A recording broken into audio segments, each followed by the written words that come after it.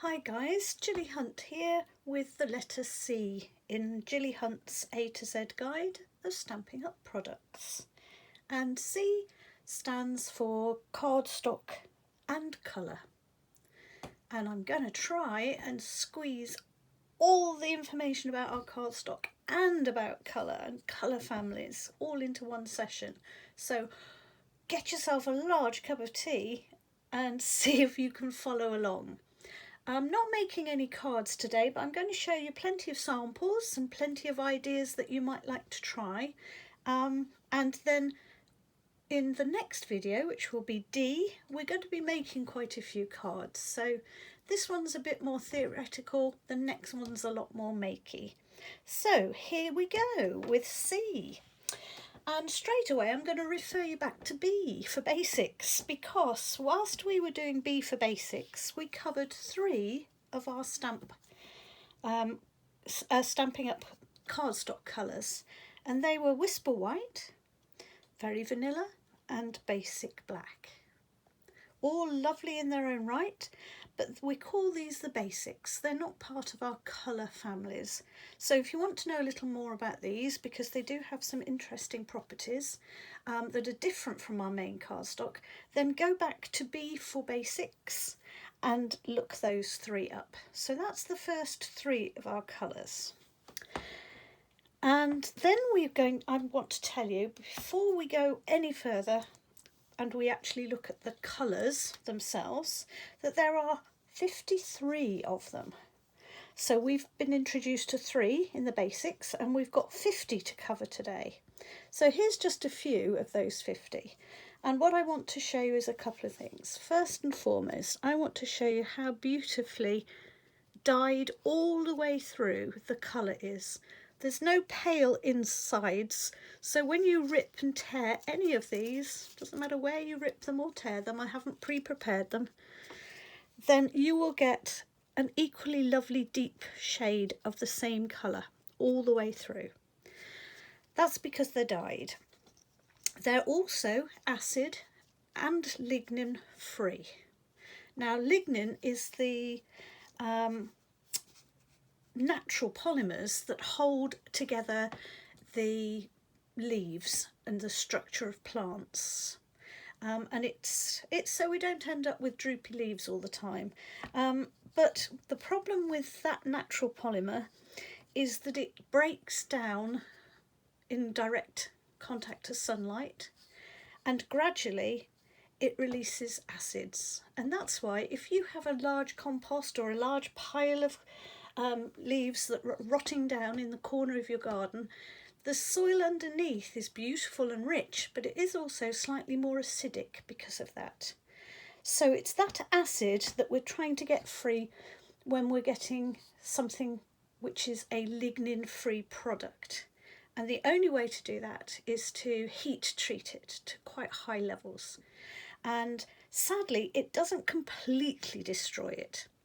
But when we say lignin free, we mean that it's perfectly fine for your archival things, for your memories and more projects. Now, if you're wanting to keep something for 500 years or 1,000 years, then that's quite a different matter, but they'll certainly last you at least 2 or 3 generations. Okay, now the other thing I need to show you is the fact that because it's dyed all the way through, we end up with a beautifully sharp, deep, dark edge. And I'm just trying to get that into focus. Is that in focus? Yeah. And it's quite a sharp edge. That's why it's hard to tell whether it's in focus or not. If you take a cheaper piece of card, and I am going to bring in someone else's cardstock here, I'm very sorry about this. I don't normally use things that are non-Stampin' Up because I like the Stampin' Up products, but I just want to show you, if you have cheaper card, it often has a white core in the centre because it's cheaper to produce, and then they just have to colour the outside. But look what happens when you fold it. As you fold it, it cracks open and you get this white core showing. And that's only been folded a few times. I didn't do it madly or anything. Okay, so that's what happens. Whereas a Stampin' Up piece of card, let's get rid of that cheap and nasty thing. Stampin' Up piece of card I can fold many times. I'm even quite happy to run my nail right along the edge. You can hear me doing that because I know that that's good stout standard paper. A cardstock, not paper, sorry. It's really nice and strong. However, it's also nicely soft enough to be flexible. So if you want to get a cylinder or you want to get something that's got a nice smooth edge, it will create a nice smooth curve for you if you want. It's not going to suddenly crack and fold in place. So great for scoring, great for folding, also great because the colour runs right the way through to the centre. So let me introduce you to all the different colours because there's tons of them. Well, there aren't, there are 53, but it feels like tons. So here is our first 40.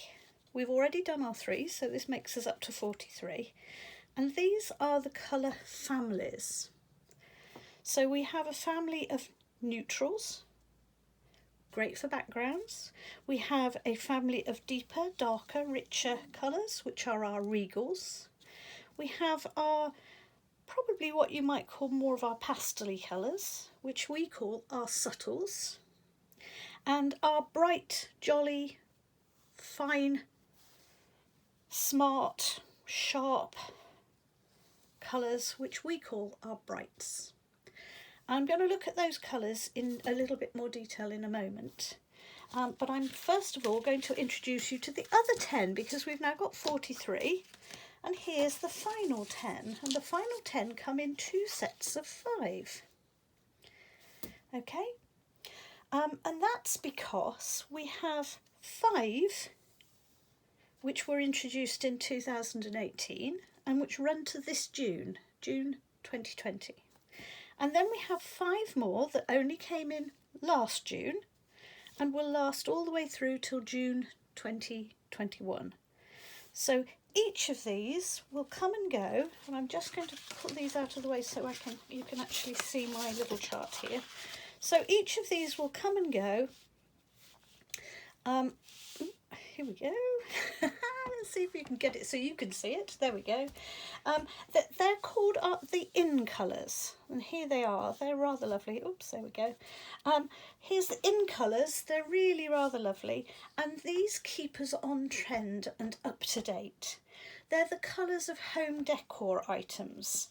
They're the colours that you want to match with any fashion items, and they keep us right on trend with everybody else. So we can keep our 40 beautiful colours going, but we know that we're not going to lose out. So these 5 float in, they stay for 2 years, and then they float away. We cut them away, off they go, no longer to be seen, and these stay for another year because they're 2 years, and we get another set of 5 in. So all the time we're refreshing our in colours, and there is a rollover of 10 colours all the time, but of that 5 are coming and 5 are going and 5 are coming and 5 are going.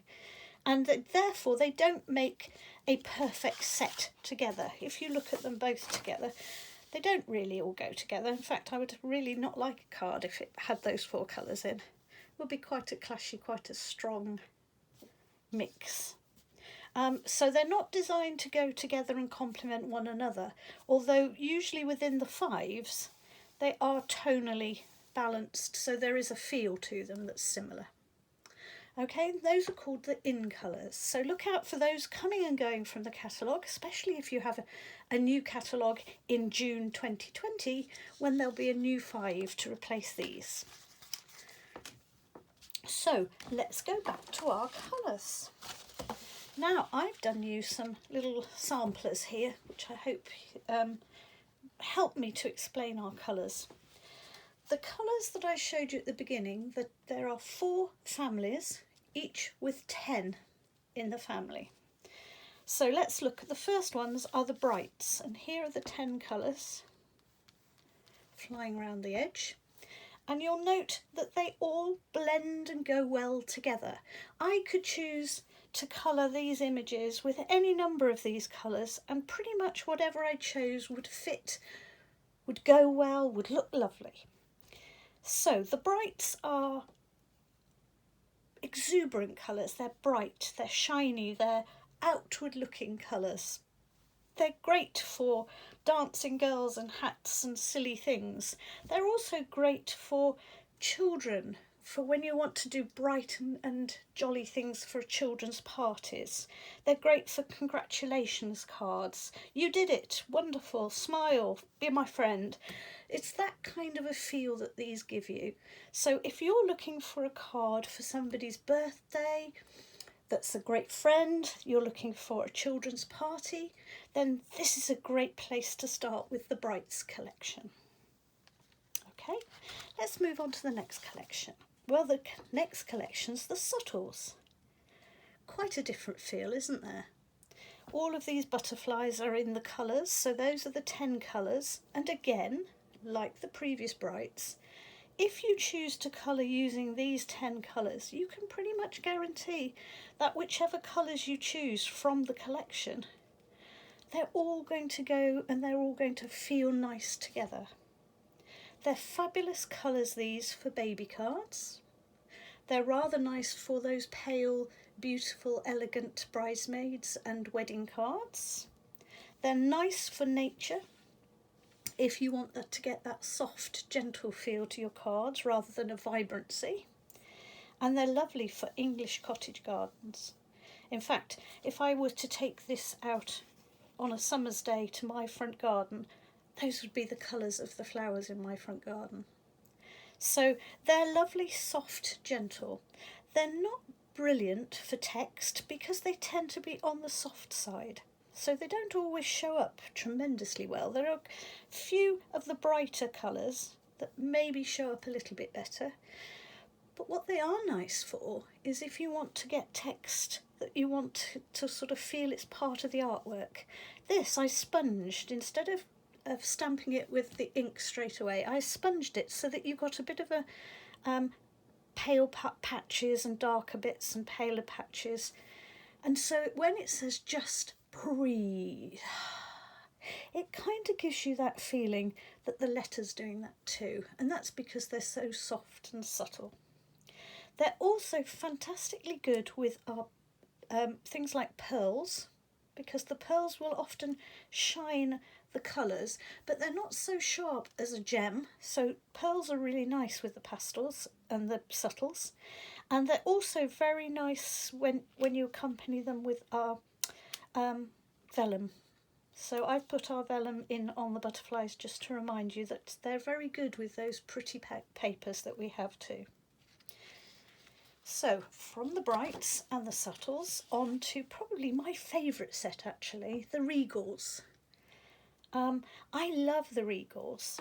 They are rich and warm and always cosy. They're quite strong. So if you're wanting to get really nice repeat patterns and graphics, or things where there's these vases have such a lovely strong graphic note to them, they're great for that because they show those contrasts between the very vanilla or the whisper white and the darker colours. Whichever colours you use, they go well together.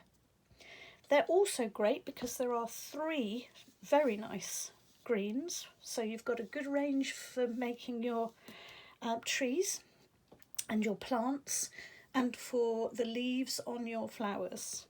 They're also great because they have these lovely autumnal colours here too, and that makes for really nice autumn leaves and foliage. But most of all, I think they're fantastic for what I call non-breathing living things. So the everyday stuff, like pens, like, I don't know, if you've got a car in your picture, these are great colours to choose from. They're really good for inanimate objects because they do have a contrast, but it's not so sharp and strong and strident as the Brights. It's more rounded. And I think they also lend themselves particularly well to big, chunky lettering. So I tend to use big, bold lettering with these. And they're also particularly good if you want to do a card where the lettering is the main feature. So the pattern and the design is second and the actual lettering and text is first, because of that, the strength of the inks and the colours here. So great, my favourite, my absolute favourite. Okay, off we go with that one and on to the next. And the last of the 4 families is the neutrals. And these have quite a different flavour to them. These are strong and solid and firm colours. They're really useful for the backgrounds. I use these colours quite frequently to make the base of my cards. I use the greys, I use the lighter browns, and then at Christmas I love the greens and the reds in particular, because I'm a bit of a traditional Christmas person. So they're great for grounding all your other colours, or for letting your other colours come in and pop and sizzle on the top of them. I've done something here when I've been putting it together, and I've realised that when I don't use them for backgrounds, what I tend to use them for, and I would highly recommend them for, is for pieces of for the sort of stamps that have pieces of kind of artwork already built in. So ones where there is some shading already present within the stamp. So it's perhaps something like this bow here, where you may not choose to colour it in at all, but you might use it almost as a pen and ink drawing. These leaves, the same, they almost look like a pen and ink drawing. Here we go, the lighthouse. Could be from the corner of a book, couldn't it? I tend to use these not so much for actually lettering, although when I do, I tend to use it for quite floral and sort of flouncy and twirly lettering, because I think they lend themselves to that. Again, because they are quite nice and smart, but they lend themselves to those curly, curvaceous scripts. So those are the 4 families, and I've given you some ideas of which to use for which kind of feelings when you're trying to create a feeling in a card. So now I'm going to go on to just giving you a little bit of information about how to get some effects with your cards, even within the colours sets themselves. So I could stop here because they actually are wonderful. You could pick up one of those families and make some great cards without any further knowledge whatsoever. So whatever I'm saying from now onwards, please don't be put off. This is in addition, and it may be that you don't use this information straight away. This might be something you use later on, once you've got going, okay? But for those of you who have got going, here are some nice ideas to try. A little bit of colour theory. Now, I'm very aware, I absolutely love following and learning about colour. Colour is what I did as my main theme and topic when I was at college, and I did art as my degree. So I love anything to do with colour and colour theory, but I don't want to blind you with science. So I'm just going to take you back to the simplest model of colour we have currently. Now, current models are changing quite a lot at the moment, because now we have computers and televisions, and we have scanners that can look at the retina of the eye. We're learning a lot more about the cones, which are the little things on the back of our retinas which pick up the light and source whether it's blue or red or green light, because we have blue, red and green cones on the back of our eye. And they then translate that into colours, and they're the colours that we see. Now, there's a lot of experimental work going on, and things are changing quite drastically.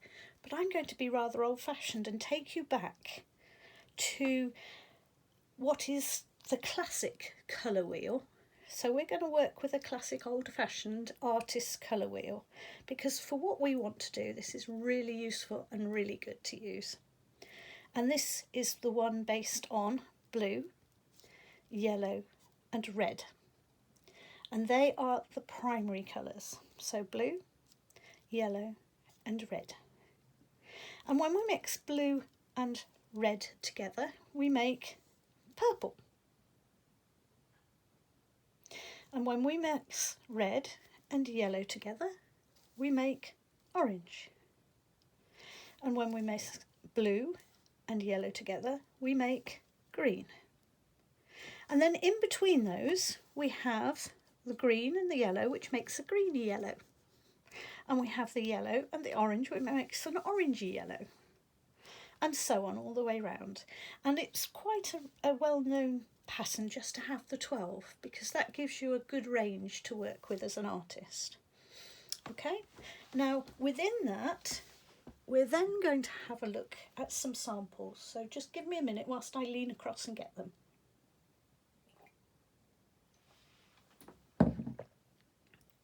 Okay, so, oh, I can't pick them all up. So what I want us to look at next is the fact that we're going to split our circle in half now. And I'm going to say to you, if you look at this side, these are the hot colours and these are the cold colours. Now don't ask me why those are deemed to be hot and those are deemed to be cold, but when I show you some samples, I think you'll understand what I'm talking about. Okay? So the hottest colour is orange and the coldest colour is blue. So it's an orangey yellow and a bluey dark blue. Okay, so these are the hottest colours, and gradually it goes colder as we go around the circuit. So, oh, excuse me. I want you just to have a little look at this as a sample. Here's just a couple of little girls in black and white. Now, as soon as I colour them in these colours, which are the hot colours, and I've used each and every one of those hot colours somewhere on this little drawing, you will tell me, that looks nice, it looks bright, and it catches your eye. Okay, so I'm going to put that away for a second. Let's put it out over there. Then I'm going to bring in one which I have coloured using, there we go, put it this side so you can see them clearly, the cold colours. So I've used these colours, the pinks, the purples, the blues, the greens.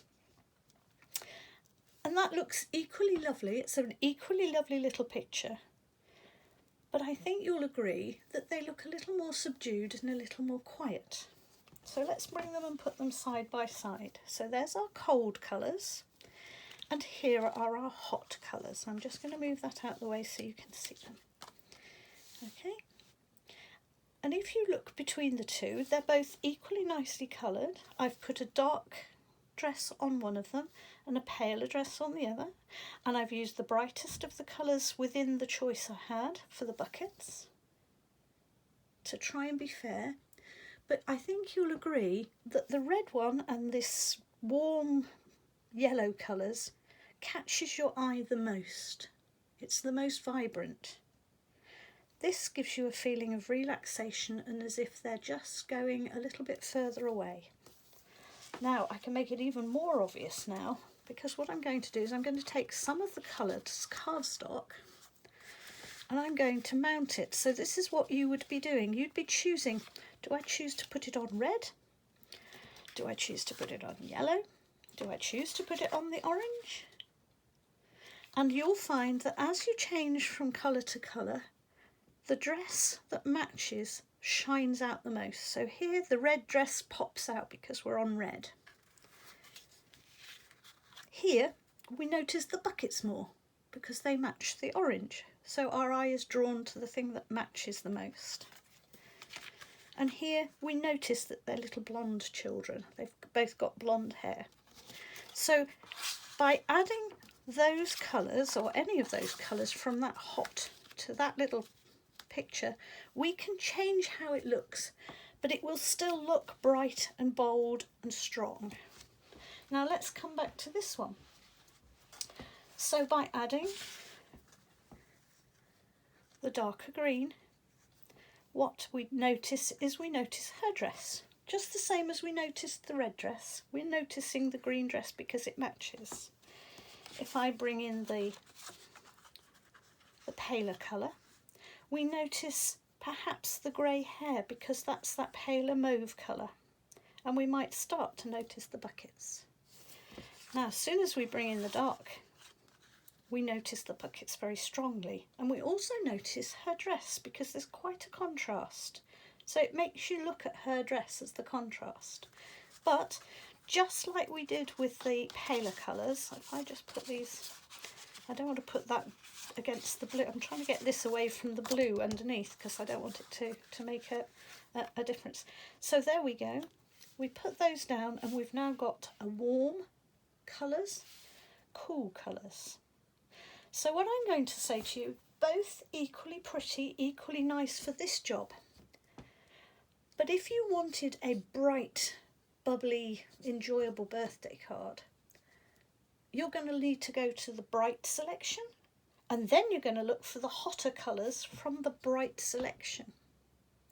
If you want a really nicely subdued, gentle, quiet card, maybe you're wanting to do a rather tasteful, gentle, sympathy card, then I'm going to suggest you go to the softer, subtle selection and you select some of the colder colours because you'll get a very much more muted effect. So we're already beginning to be able to use our colours to do things. So let's have a look at how we can manipulate our colours even more. I'm going to come back to our colour wheel. Here it is. I've taken away our hots and our colds just for now. And I'm going to say that I'm sure you've all heard of opposite or complementary colours. Well, these are the ones where, let's have our little stripe back, but this time to just, where are we going? Where are we going? There we go. Right, opposite sides of the wheel, we have blue and orange. And if we use blue and orange, here we go, we get that feeling of something bright and zizzy and strong.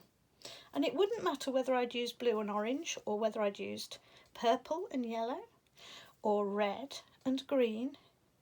I would still get that bright, jumping out, fun feel because the colours go together. They are complementary, but they go together with quite a zing.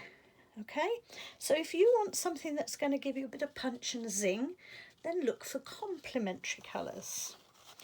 Okay, but beware when you're using complementary colours. So here's the two that we had to start with, the blue and the orange. They do clash quite strongly together. So it's always best, if you possibly can, instead of using two amounts of the same colour, to use more of one colour and just use the other colour as a little accent or to just make something pop. Now I didn't with this one. I've used probably the same amount of the two colours, but because the predominant colour is grey, the grey calms it all down. Do you remember that neutrals palette? They all calm everything down. So the greys, the browns, they just bring an element of calm, and so the pop goes on all round the outside, quite literally. Okay, and we could do exactly the same. For example, let's go for two other complementary colours, just so you believe me. Here's the two opposite sides of the wheel.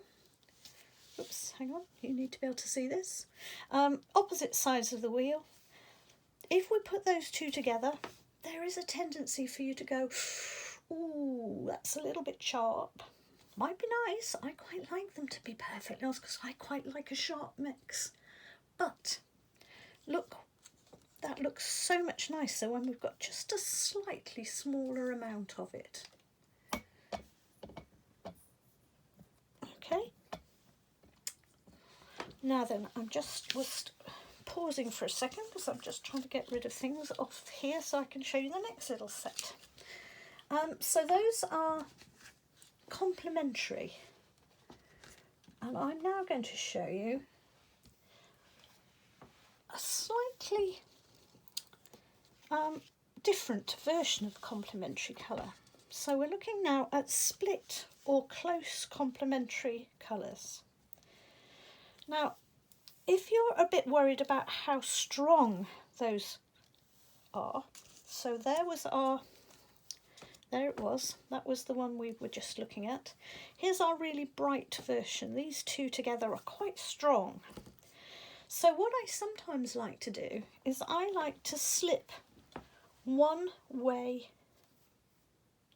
across. So I'm going to keep the green and I'm going to slip this one tick sideways, and that picks up the purple. Now, instead of being quite such a sharp complementary colour match, we've now got a slightly softer version. It just tames down from that very sharp pink and green to the purple and green, which just gives it a quieter feel, just a slightly softer feel. And this is called a close complementary. Okay. We could also go which way. So we could, for example, have gone back to our original orange and blue. So here was our two little pieces. Here's our orange and blue. And instead of going for the orange and blue, we might say, actually, I'd rather use a little bit of the yellow, this warm yellow. So I'm going to bring in some warm yellow. And so the blue and yellow are much softer together. And in fact, people often say blue and yellow are complementary colours. Actually, blue and orange is the complementary, but blue and yellow go beautifully together because they're close complementaries. Okay, now a split complementary I'm going to look at with another card. So let me just move a few things about. Oh, here we go. The only trouble with this A to Z is I'm trying to do it all and I've got a very small table and I'm trying to balance everything across. So excuse me for a moment. Right, here we go. I'm going to look at split complementaries, because split complementaries are where we take one colour. So let's go with the blue. And what is the opposite of the blue? No, I'm not going to go with blue. I'm going to go with pink. Sorry, I'm going to go with this pinky orange. Okay, because I want to tie into this card. So we'll go with the pinky orange. And the opposite of the pinky orange is this lovely sort of jadey greeny blue. This dark jadey greeny blue. Now, if we feel that that's going to be too strong, what we can do is we can bring in the two either side. So I'm now going to split my pointer and I'm going to take in the split complementaries. So it's the complementary and then split sideways. And I'm going to show you this card and you're going to say, but those aren't those colours. But I'm going to say, yes, they are. But what they are very paler versions of the same thing. So there's the pale, same green, just slightly paler. Same blue, slightly paler. Same pinky orangey with a slight orange tone, but slightly paler. Okay, and so it doesn't matter whether we're going darker or paler on these colours, as long as we're sticking with the colour, this is what we'll get. And here are our split complementaries. Here are the three colours that are used within this card, which I think you'll agree goes very harmoniously, but it also gives you some nice contrast. But the contrast doesn't fight to get out and it doesn't spike and splash at you. So I would say, if you're new to card making and you're new to colour, then think carefully about using split complementaries, which means going across the colour wheel and going to the two either side of the opposite, which gives you a slightly softer feel, or going across the colour wheel and then just coming slightly sideways, which will give you again a slightly softer complementary colour. Okay, then the other option, oh, goodness me, I've got so many bits here. The other option for a really harmonious card is to use adjacent colours. So the adjacent, or I can never say this, analog. Oh, I can't say it. You'll have to say it. These colours. I'm so sorry. Right, get me right together, Gilly. Right, adjacent or analog. Oh, I can't say it. The colours that go next to each other anyway. These three, for example, all go together because they live together in the same area of the wheel. If we were to choose these three, they live together quite happily because they're all part of the same kind of group. As do these, it doesn't matter where you split, where you regroup, you will find that three adjacent ones will look nice together. And here's a sample just to show that. Here we go. These are all from the same little section. There's your section, look. These are all the bluey greens and the greeny greens and the slightly yellowy greens. These three colours have been used to make this card, and it's very harmonious and it's very lovely and it looks fine. And I could add a little green bow to match and just to finish it all off beautifully, couldn't I? And nobody would be complaining. But I am going to say, if you're not careful, it can look a teeny bit boring. Did I really say boring? Yes, I did. Because I think sometimes when you choose really beautifully going together colours all the time, it can actually look a little bit bland. So what I'm going to do is I'm going to look on my chart and I'm going to say, well, I've got these greeny blues, I've got this green and I've got this green. So the middle one of those is this green. And right opposite here is our complementary, and our complementary is red. So I'm going to stick a red bow on, and you're going to say, well, that's all very well, but it doesn't go. So what I'm going to do is I am going to just very quickly colour in a rather pretty little red heart. And suddenly, I think you'll agree that those two little extras on that card just make the whole thing sing. Okay? But it's all personal taste, and all of these rules and all of these ideas I'm giving you are there to help you get started, but then for you later on to break and decide to do how you like.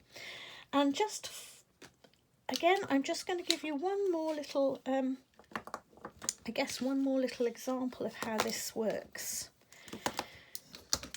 I'm going to show you three little pictures which I've coloured almost identically. I've given both dad and daughter a pair of jeans and I've given them fairly neutral brown hair.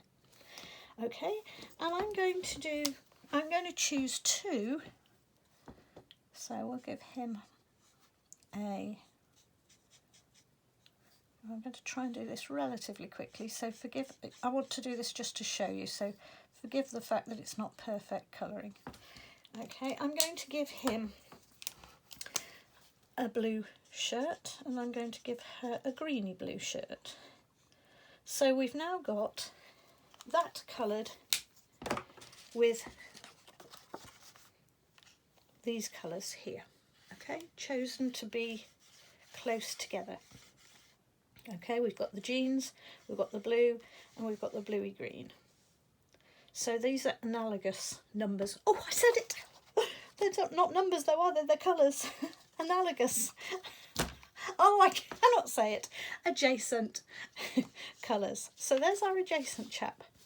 I'm going to just put it to one side. No, I'm not. I'm going to take it out of the way. And then we're going to try and look at what happens if we just use a complementary colour, because we've already discussed the fact that orange is the complementary colour. I've got to just be careful that I get the right bits coloured in. Is the complementary colour to blue.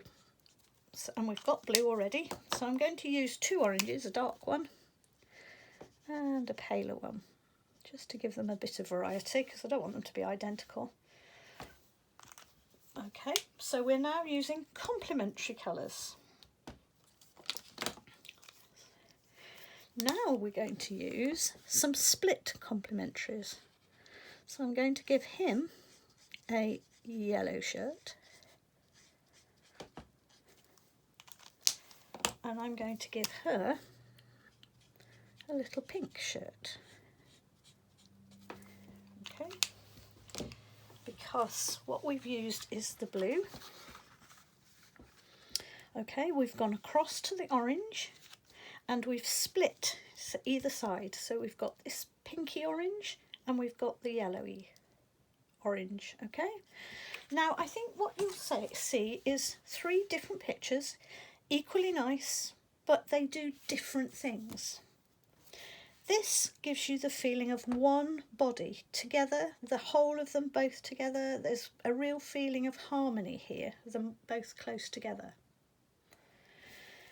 With this one, I think you'll agree, you almost don't see the 2 figures. You just see the contrast. The contrast is so strong that you lose track of her. Even though I did her into a different orange to her father, there's the strength of that orange overpowers everything else, and it creates almost a feeling of trousers and top, and you almost don't see the child to start with.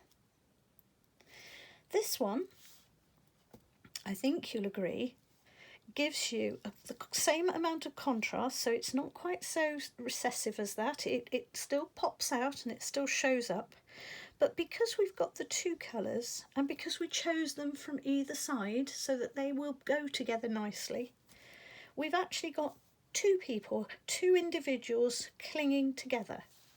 So just, you may disagree, you may think differently, but that's the theory. The theory is that by choosing 3 together, we harmonise or join something together. By choosing complementaries, we punch at each other so the 2 colours fight for space and we start to notice things.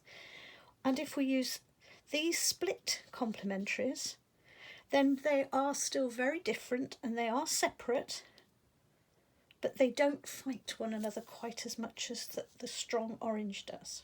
So depending on the effect you want to get, you need to choose which way round you want to go with this.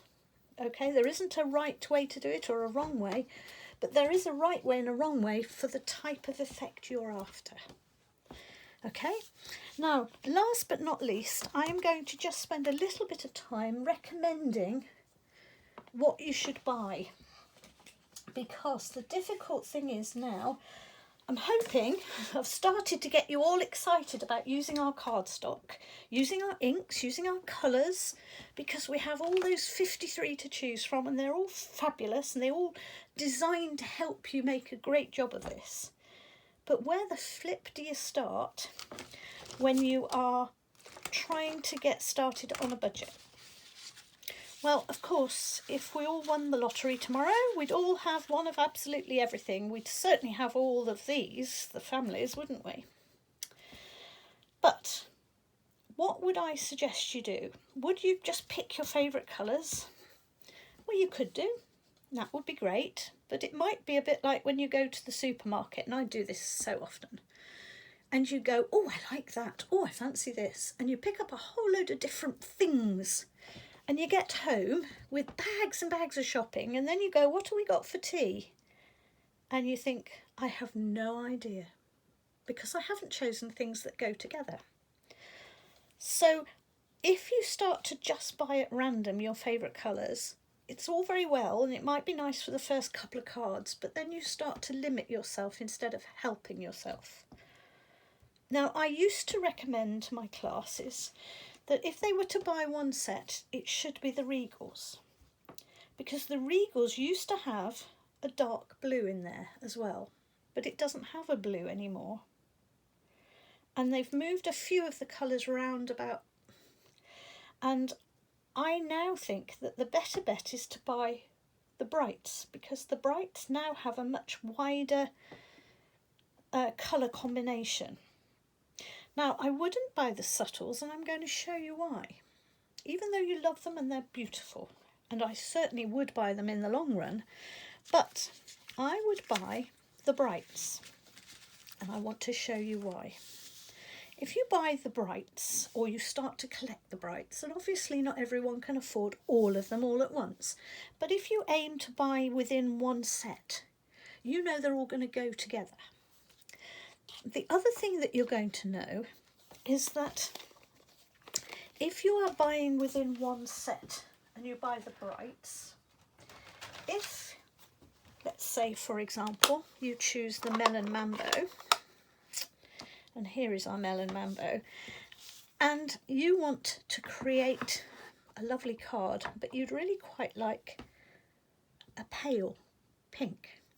And there isn't really a pale pink, there's this bright flirty pink. I'm going to show you how you can find a pale pink. And I haven't done that very well because I stopped for too long chalking. So we put it down once, quickly, and then we put it down again. And it's that second image that comes up paler. Can you see? I'll just show you up close to the... where am I on the camera? There we go. So we have a darker pink and we now have a second paler pink. Okay, and you can make some very nice colours that way. There we go. Darker, paler and paler. So in some ways what we can start to do is we can make our very own pastel shade. So there's our pink.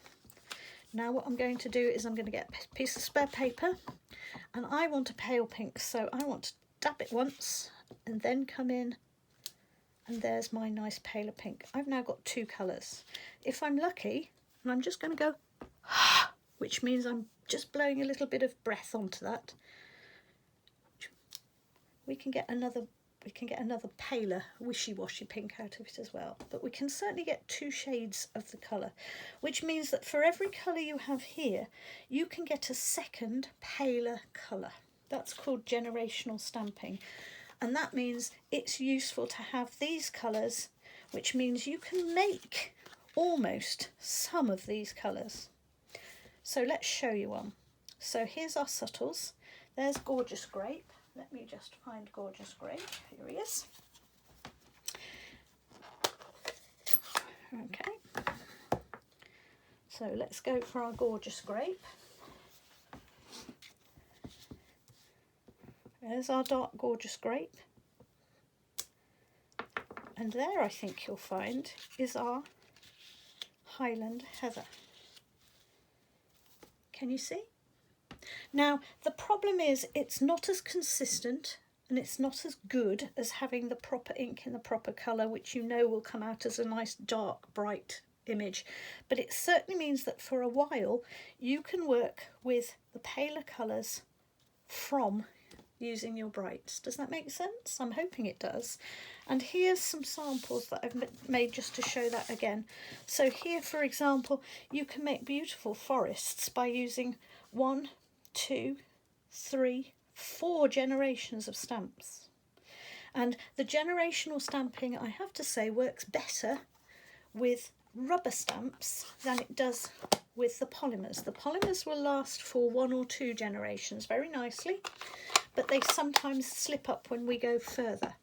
The red rubber holds the ink better and therefore will give 3rd, 4th and sometimes even 5th prints. So here we go. Here's a Pacific point going 1st, 2nd, 3rd, 4th. We can get 5 different colours out of it.